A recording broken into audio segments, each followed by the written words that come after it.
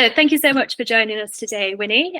So Winnie is an author and activist. Her most recent novel is Complicit, and her debut novel was called That Chapter, which was the winner of the Guardian's Not the Booker Prize in 2017. Winnie's also a PhD researcher at LSE, the London School of Economics, where she researches the use of social media by rape survivors to share their experiences and form a community. So thank you so much for joining us, Winnie. Hi, thanks. Thanks for having me. Yeah, absolutely. So first, why don't we talk about kind of writing? So your books, obviously, both Complicit and Dark Chapter, kind of touch on, are based on kind of rape or sexual assault and these things in the media. And you were the director of Clear Lines Festival as well. And that was a lot of writing workshops for people that had experienced sexual violence. And I've read in previous interviews that you've said that writing is the best way for you to kind of contribute to the conversations around sexual violence. So what place do you think that literature and the act of writing has in kind of processing trauma and aiding healing? I mean, I think they're hugely important. Obviously, for me as a writer, I gravitate towards words and books. Other people are visual artists or musicians, so they might turn to other art forms. But for me, I find books played a really essential role in terms of my own recovery and my own attempt to try to make sense of what happens to me after my own rape. So my rape happened in 2008. I was a victim of a quite violent stranger rape, which took place in a park when I was walking there in the middle of the day. It's one of those things that you never think is going to happen to you, which is, I think, generally the reaction that a lot of victims have to that kind of trauma. So in some ways, I thought kind of my life was going to go this way, and then all of a sudden, like, this happened, and then I had to give up my career as a film producer, and the whole trajectory of my life changed. So I think for me, I really, like any victim, I think I really struggled to kind of make sense of how this had happened, right? And it was through other books that I actually kind of found a sort of a lifeline in some ways. So and some of this is serendipity. I was visiting my friend in the United States, and I was just kind of poking around her library, her local library, and they were just selling, like libraries do. They were selling books that they were trying to get rid of. And one of them was a memoir by a rape survivor who'd been attacked in a kind of stranger rape, which was not. So it had some similarities to mine, right? So I remember reading that and thinking like, oh, wow, like, and just being able to connect so much to this woman's experience. And I read several other memoirs by rape survivors, stranger rape survivors. And there was in some ways, a similarity to my experience, but then also a realization that these women had survived in some form or other. So they were writing it years afterwards. So for me, especially in the year or two after my assault, I thought like, oh God, I'm never going to be able to recover from this. My life is never going to be the same. And to be able to read somebody else's memoir, somebody who'd been through a similar experience, and realize that they'd gone through it and they'd made it to the other side, made me realize like, oh no, I can make it to the other side somehow. Yeah. I'm not sure how, but so it really was a lifeline for me, reading other people's memoirs and even other bits of writing from other survivors, which I hadn't planned or anticipated that. So that kind of in some ways really drove me to write my own books and to kind of use writing as a form to give voice to my own experience, but also to kind of really explore some of those different issues that some people often don't want to think about in relation to this kind of crime. Yeah, absolutely. And I must say, like, your work with your writing, with your research, like, obviously I can see that kind of forming a community is kind of such an integral part of what you do. I guess, can we talk about that a little? I know that you were the director of Clear Lines Festival. So if you just want to tell me a little bit about that and kind of how that started and the purpose behind that. Sure, yeah. I mean, so Clear Lines started as the UK's first ever festival addressing sexual assault, violence and consent through the arts. And so that took place in 2015. So just to put things in context, because I mean, for me at least, I often, if I look at my life trajectory, like there's this 1 year, this one incident that kind of like set the trajectory in this direction. So everything after that, I always kind of like have to base on how far it was from that 1 year. So 2008 was the year I was assaulted. By 2015, and bearing in mind, I'd always wanted to be a writer. So from the age of 6. So we're talking the 80s for me. I always wanted to be a writer. And I'd never really pursued it. I was working in film, which is another form of storytelling. And in some ways, I was in my 20s. I didn't really have the confidence to really just go out and try to be a writer, because it's not very, you don't get a salary as a writer for one thing, right? Yeah, very difficult. Yeah, so I think and that's another conversation that we should have, which is about the arts and how can you use art to explore issues which are important to you, but then also earn a living, because I think that's a serious challenge in this day and age, and probably always has been. So yeah, so I was writing by 2015. I was quite engaged in writing Dark Chapter, right? So by that point I'd kind of moved to other countries in trying to recover from my assault. I sort of wanted a clean slate. I was lucky enough to get jobs in other countries, and then by 2013 I realized, like, actually I don't. I sort of don't like this really corporate job I have, even though the paycheck is good. And I had always wanted to write, and then actually a mentor of mine as a writer is Bernadine Evaristo, who now is a Booker Prize winner. But yeah, it's amazing. I met her in 2005, and she'd always encouraged me to write a book. So she had said, well, why don't you apply for the creative writing master's at Goldsmiths? So I did that, and I was accepted, and then I decided I was going to kind of defer that for another year so I could earn more money before going back to be a poor student. And so by autumn of 2013, so we're talking like almost exactly 10 years ago from when we're doing the interview now, I was like, okay, I'm not going to renew my contract for this corporate job, and I'm going to move back to London and start writing Dark Chapter, which I loved. I love immersing myself in kind of the MA, the creative writing masters, and just immersing yourself in the craft of writing fiction. And I think that was kind of essential for turning Dark Chapter to the book that it is. But writing is an incredibly solitary art form.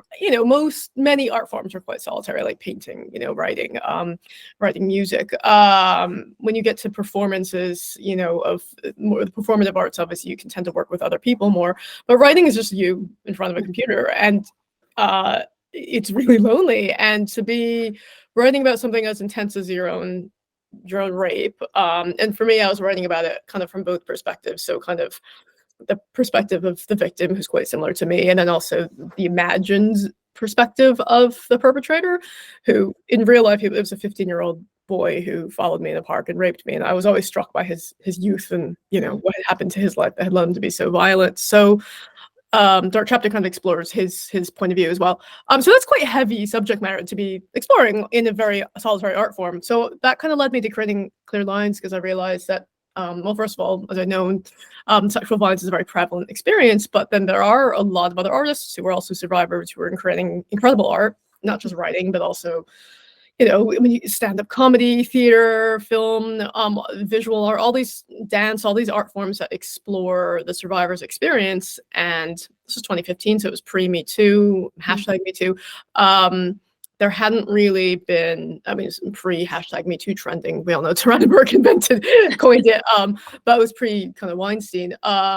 So I was just like, oh, but it's weird that there's no platform for all this work to be seen, right? Because a lot of venues, like, theater venues were like, why do you want to stage like a play about rape? So I came up with the idea of having like a 4-day cross arts festival that would be a showcase for, short form theater and, writing and spoken word and film screenings, where all the art was about the experience of sexual violence and the potential for recovery. And a lot of it was pretty much authored by survivors themselves, because I just felt art was a really important way for people to try to make sense of their own experience, but then also for audience members who may have had a similar experience to kind of try to make sense of that, but in a more communal atmosphere where they're going to be with other people that may have also experienced it as well, and may not feel quite as alone if they're just sitting and reading a book on their own.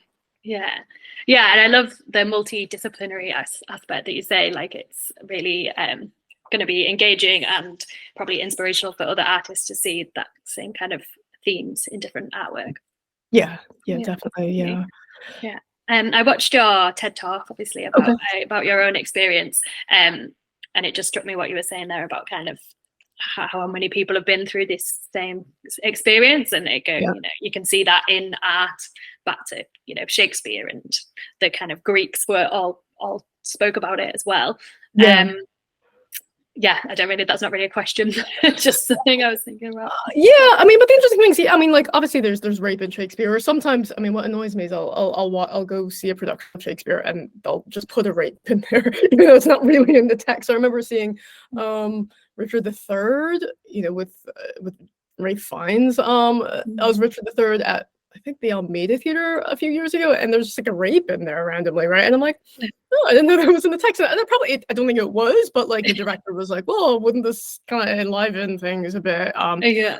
Or like really kind of like ratchet up the drama if we put a rape in there. And I was like, oh, so I mean, so that oftentimes you do see rape. It's in the Bible, it's in Greek mythology, as you said, like rape is very prevalent in storytelling and it has been throughout human history, but it's also about who's telling the story. So, you know, I mean, in the case of that Shakespeare production, it was a male director. You know, most of most of the famous authors for all of human history until recently, famous artists have been men for reasons we can discuss. So the male view of rape, of female rape, right? Obviously, men are victims as well, but traditionally you see a woman who's the victim. The male view of rape is a very different one from the female author take on that experience, especially if the female herself is a victim, or a survivor. So I think it's just quite important to say that, yeah, I mean, rape is, and unfortunately, it's in our media, it's in our storytelling, but it's really about who's telling the story and how it's being told.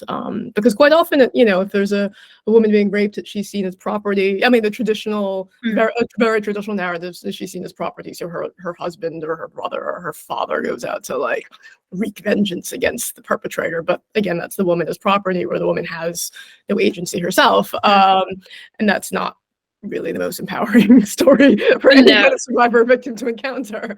Yeah, definitely.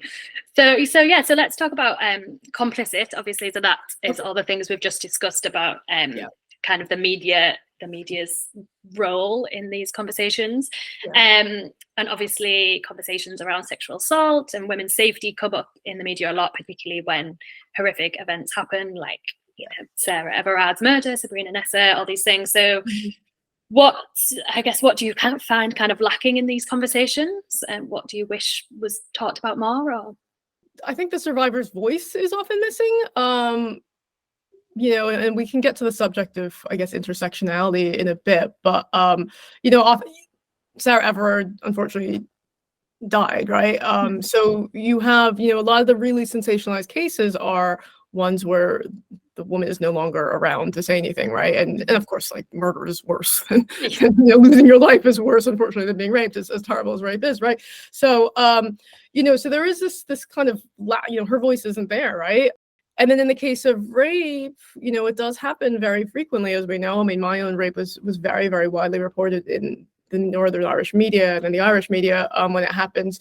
But I was very struck by how there was so much talk about it, but there was all this kind of like, oh, that poor Chinese girl, her life is forever ruined, right? But that was the kind of take on it. It was always like, you know, this awful monster of a man, boy, in my case, did this, and then this woman's life is going to be forever ruined. And there's, you know, that's not really nuanced, right? Because, you know, and yes, my life was temporarily destroyed in a lot of ways, but then it is possible to rebuild your life. And I think it's quite important to stress that. If you rebuild your life, that doesn't diminish the harm that's been caused in the first place. But at the same time, I think it's quite disempowering to say that you know, your life is never going to, that your life is ruined, right? So I think that's one message, just to almost sort of deny the victim of a voice, because it's assumed she's going to want to be silent or live in shame for the rest of her life. It's assumed her life is going to be ruined.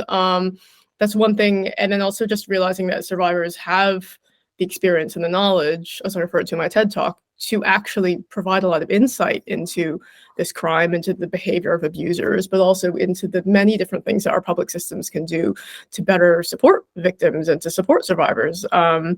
Because, you know, we're talking about, you know, at least a good like 20% of the female population has probably experienced sexual assault, sexual violence in this way. And that's a big swathe of our population. And you know, I wasn't able to work for a good few years. My life is completely different now. You know, it's good, I suppose, I'm working on this issue, but, you know, if this issue hadn't happened to so many women, we wouldn't be so caught up in trying to work on this issue and be working on other things like, I don't know, climate change, right? So it's kind of this huge, all this energy and all this resource does go into addressing this issue. And if we just eliminated, you know, the crime to begin with, or seriously reduced it, then all that energy could be going towards something else, or something more, even more productive, I suppose.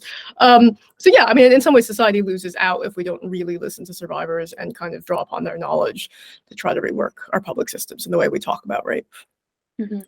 Yeah, I mean, go on forever. But I'm aware that I'm talking too much anyway. So no, not at all. Yeah, so yeah, it's really great to get your perspective, and I agree. Like the conversations are so important, and I think there's definitely been an increase in kind of books, as well as from survivors, as you say, which is so important to kind of platform, but also from researchers working in these areas.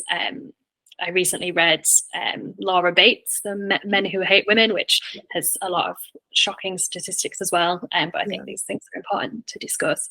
Yeah, and it's important. I mean, it's great that books are being published. It's great that we're talking about it more and that it's in the media more. I guess the question is all this heightened awareness actually leading to structural change, right? I mean, it's great that you and I are reading these books, but is it people like decision makers in government, are they reading the books, right? Men who potentially could be perpetrators or raising potential perpetrators, are they reading the books, right? So it's really about kind of trying to reach the other side of the population.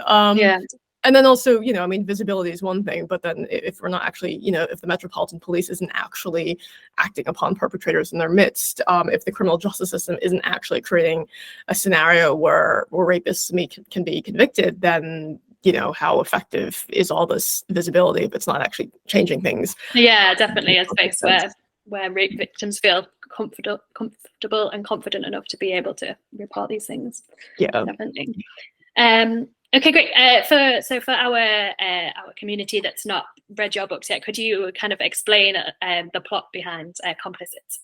Sure. Yeah. I mean, so Complicit opens in autumn of 2017, and so if you recall, then I mean, it's weird to think it's 2023 now, but autumn of 2017 was when the Weinstein allegations broke and went public, and so I don't know if you remember, but it was just like headline after headline, like another story about Weinstein, another story about Weinstein, and then like another perpetrator, and who's next. So there was this kind of sense that like, oh, all these perpetrators are finally going to be found out, right? And there was, on some sense, as a feminist or as somebody who cares about this issue, there was the horror of like the actual stories and realizing that the extent of the abuse was that bad.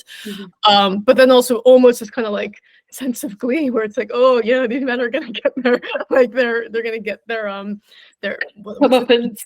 Yeah. It seems like and we can argue whether or not that's actually happened, but but in 2023 we saw Russell Brand, right, and who's been operating for years like that, right? So I mean, there's lots of other perpetrators who I don't have actually been held to account in some ways, but regardless, so Complicit's set in that kind of time period, those 2 months when like so many headlines were coming up. And so it follows Sarah Lai, who's 39 when the book opens.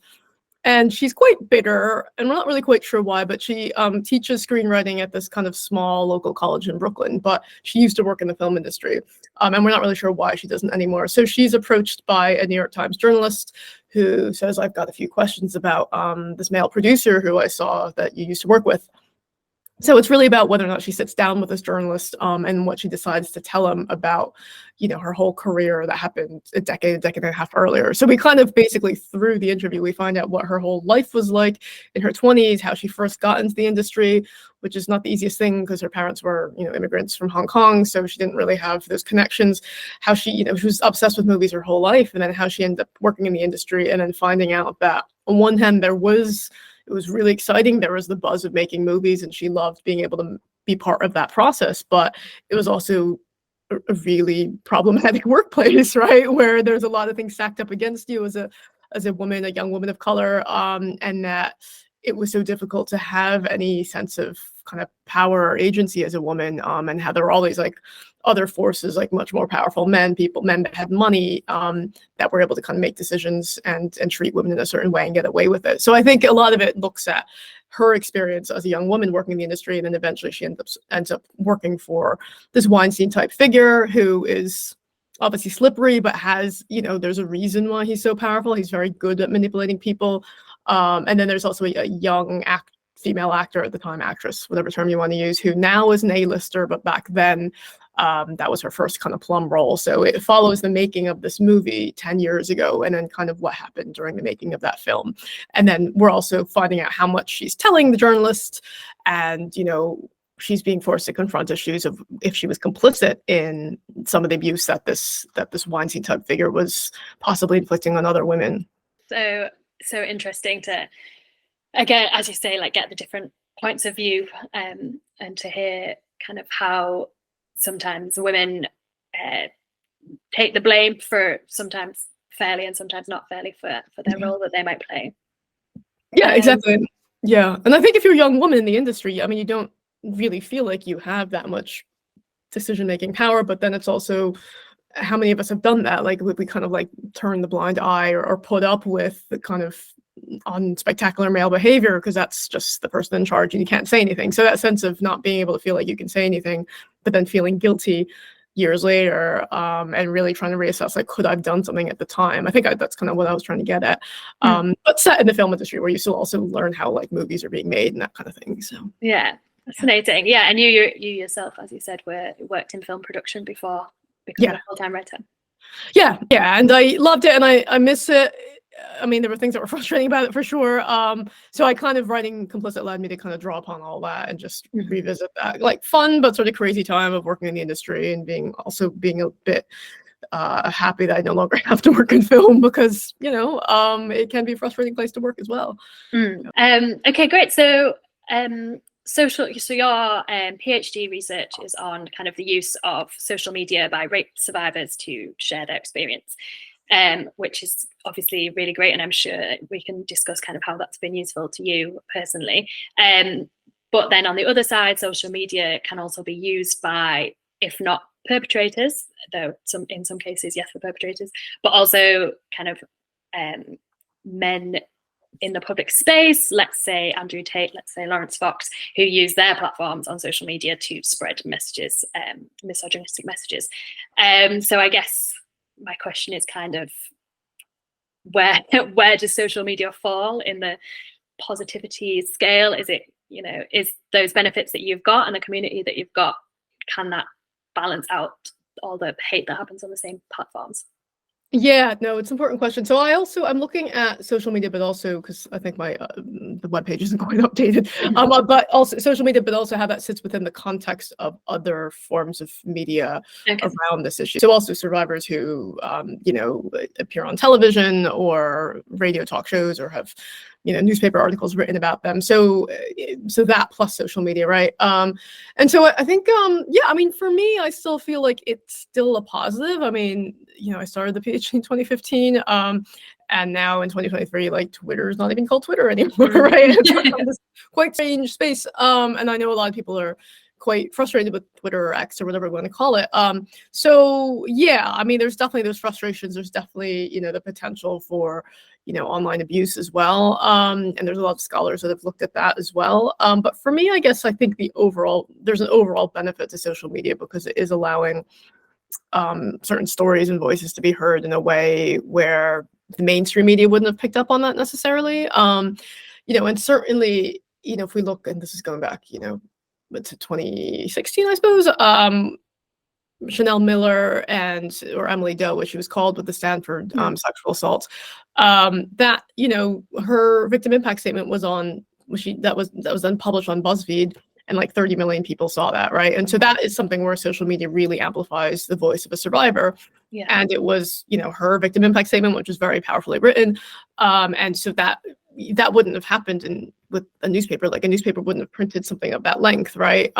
So, and also a newspaper without social media just would have been read by people in New York, for example, or people in California. So you get a much bigger reach. And so it also social media allows other survivors to find each other. So there are obviously a number of platforms like yours. I mean, I think the work that you guys are doing is really important because you are raising the voices of women who maybe fall a little bit outside the mainstream and whose experiences are still really important to understand. But then also, kind of secret groups on Facebook where it's survivors supporting each other, where people do feel there is a certain element of safety, despite it being an online space, despite people being people they haven't met. And frankly, some people are, if you're a victim of something like sexual violence, it can be easier to just type some lines on a computer screen and find connection that way instead of actually brushing your teeth and putting on clothes and trying to look somewhat like presentable and like going into a room full of strangers, right? So that anonymity that you can kind of get from social media spaces is a form of safety, I think, for a lot of victims who aren't really quite ready to be as public, or even to like a closed room about their experience. So I think overall there's a benefit. But social media is not perfect in any means, and it's also quite important. You know, for me as an author, I get quite tired of social media. I'm just like, oh my god, I gotta send a tweet, and like I've just, because I'm working on my PhD, I just haven't done as much tweeting and Instagram posting, and that's fine with me. So there's just kind of realization, it's like, actually, but it's not everything. Like social media isn't everything. It's a great way to connect with people. There's a lot of amazing content out there, but it's also just important to, like, enjoy, the trees outside your window and actually like be in the real world for two at least, right? So very much so. I think it probably helps, as you mentioned before, about kind of hearing from more diverse voices as well, and kind of intersectionality, and being able to hear from people at the other side of the world who might have experienced something similar. Yeah, exactly. Yeah, because again, I mean, the mainstream media, and this has been discussed a lot in terms of the Sarah Everard case, like obviously there still is a fixation on victims who are young, attractive, white women, middle-class women, and yet there are victims who span all of the breadth of human society, right? Of all different races and bodies and genders and what have you, and ages. So I think if we just relied on the mainstream media, then we would still just be getting probably the same kind of story, where social media does allow us to see kind of, what is the experience of somebody who is disabled, right? Or who probably wouldn't be appearing on television as much, right? Or what is the experience of somebody who's, an illegal immigrant, and the way that kind of compounds all the issues that come after something like sexual violence. So I think that's another important role that social media plays. Could you tell us about your favorite books or authors, writers that have inspired you? In relation to this kind of feminist issues, or just in general? Just in general, I think, you're an author. Who inspires you as an author? Oh, Barbara Kingsolver. Which I mean, she's brilliant. Well, her favorite from me is The Poisonwood Bible, which is just so vivid, but also, I mean, in some ways, it's like it's an epic set against, a revolution happening in the Belgian Congo, but then at the same time, it's seen from the point of view of 3-4 women growing up. So you have all these backdrops of race and empire and nature and kind of human civilization. But it's just so vivid, and it's so kind of beautifully told. And so Barbara Kingsolver, I'm a big fan of hers just because of the way and also her science background and the way she looks at kind of nature and our relationship with the natural world. It's really important. I like David Mitchell who wrote Cloud Atlas. For me, Cloud Atlas is like on an altar because it's such a crazy book in a lot of ways, and I've tried to get friends to read it, and some friends are like, what is this book? And I just couldn't figure it out, or they just gave up after a while, and I'm like, no, don't give up, because it's just going to change anyway in like 60 pages. And so Cloud Atlas it's a book, it's like kind of 6 nested short stories, so you get like the first half of one story, and then the first half of the second, so you get the first half of the first 6, and then you get the second half of all of them in reverse order. So like the last bit you read is the second half of the first story, but they move forward chronologically. So the first story is set in like, maybe like 1600s to 17th century, and then like the next one moves forward like 2 centuries, and then it's set in the future, and then it's set in like a post-apocalyptic future, and it kind of moves around the world as well.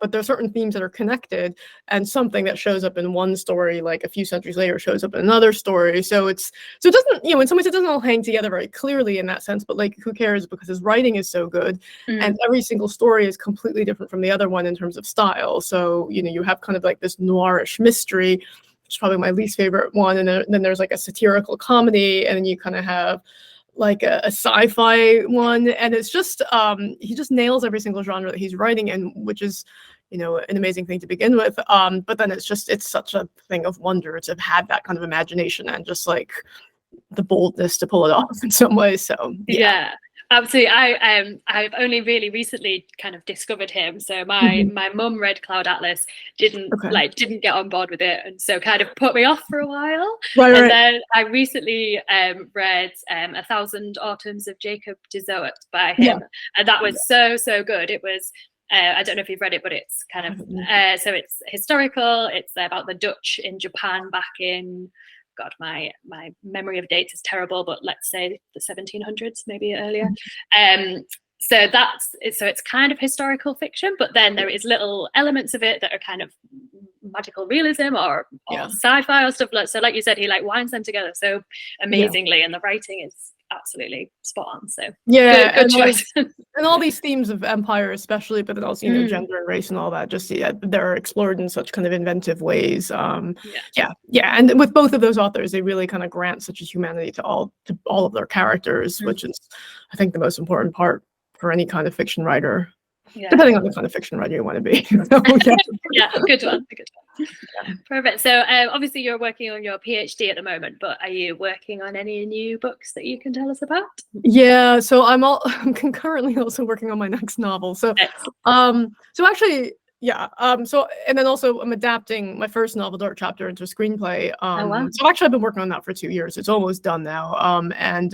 But that's been interesting, taking Dark Chapter, which is basically about my rape and the aftermath, and turning that into a screenplay has been a very interesting creative process. I'm a little bit tired of the material personally, because I had to like tell it so many times. But it's also been interesting to take it and be like, okay, how can I write a screenplay about this? Bearing in mind, obviously, I know how to write screenplays in some ways because of my work in film, but I've never actually. This is like the first actual screenplay I've written, as opposed to editing somebody else's. So so I've enjoyed that, and then my next book is due out in 2025, and I'm like, I've done 2 drafts. I need to do probably like another draft and a bit for my editors, but like they're happy with it. And it's a road trip about so it's a book about a road trip that 3 estranged adult siblings have to go on across America to see their ailing mother in California. So it's kind of like they haven't really properly spoken in years. They've all grown in different directions. Kind of, one of them voted for Trump, and one of them, came out. She's a lesbian. She lives in London, and her family didn't really accept that too well. Another one just, she had a high flying career, and then she gave up her career to raise 3 kids. So there's all these kinds of, in their 40s, these former children, now adults, have kind of grown in different ways. And their mother basically has a condition, and she says, I want you to, all 3 of you, to come see me next month. But I want you to all drive here together, and on your way here, stop at the Grand Canyon.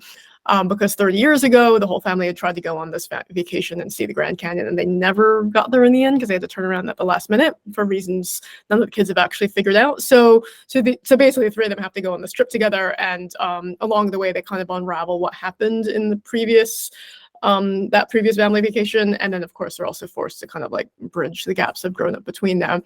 But they're also Chinese American. So for me, I wanted to add that. I mean, that's an intrinsic part of the story. Like, they're Chinese American, they're driving across parts of America that may not see them as American. So in a kind of post-COVID, post-Trump climate, what's that experience like?